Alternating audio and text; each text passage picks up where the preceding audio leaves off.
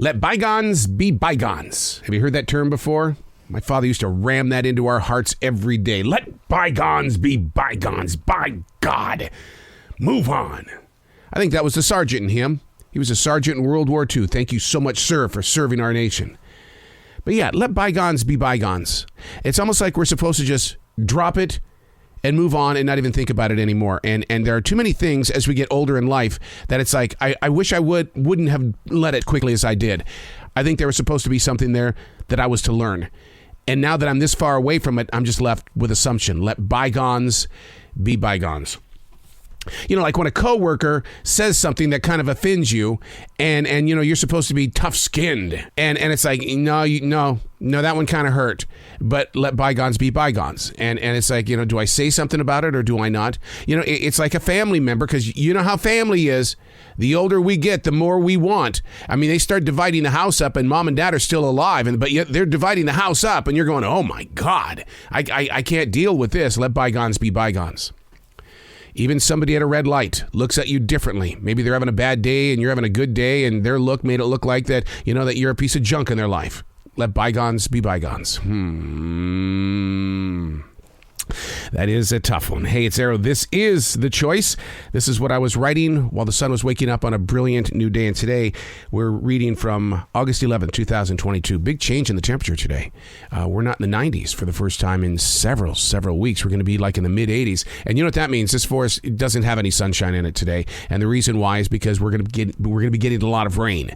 And so, but I love the way that the leaves on the trees and the needles, what they do is they it's almost like a moonflower. Have you ever seen a moonflower? They only open up when the moon is out, and these trees are just spreading their leaves open, like going, we shall receive. This is the choice. The mind wants to play some early morning games today. Oh, this spoiled mind of mine. It is a child inside that doesn't want to re-enter this place called the new normal. Oh, it just wants to just play all the time. You see, for the longest time, it's been trying to get back to a wide open society, this mind of mine, and then something happened. You know, I as much as I wanted to be in the movie theaters with people, to walk into restaurants without having to wear a mask, you know, wanting to be at a live concert where you kind of bump into people, sing along with them, our mouths wide open, spit going everywhere. And then I got COVID-19.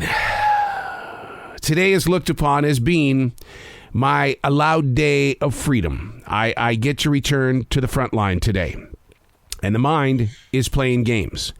It really, it's not out of fear and doubt, but rather it likes having 24 hours to itself. It's mine. My mind is saying, it's mine.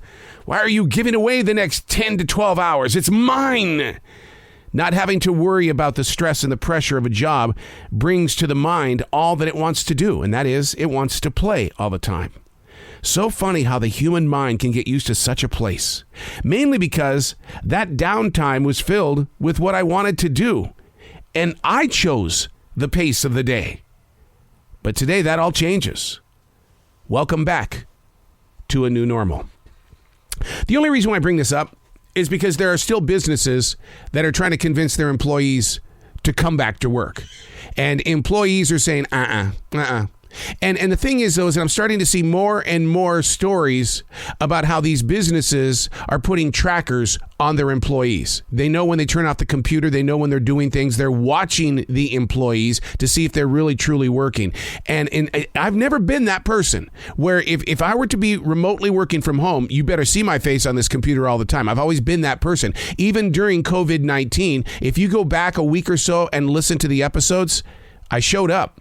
I sounded like crap, but I showed up. And why?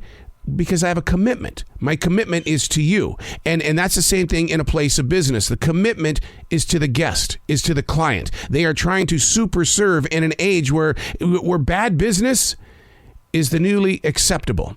Because it's like, this is the excuse. Well, we don't have enough people. You don't? Where did everybody go?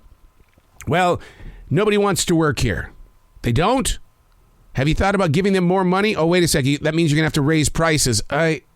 Stuck in that spot, aren't we? But that's the reason for this, is that it's like we should be anxious about going back up to the front lines of our places of business. But in that place and plan, there is that child inside that's going, no, I'm having a good time doing exactly what I'm doing right now. I like the space and the pace. We've got to get back to work.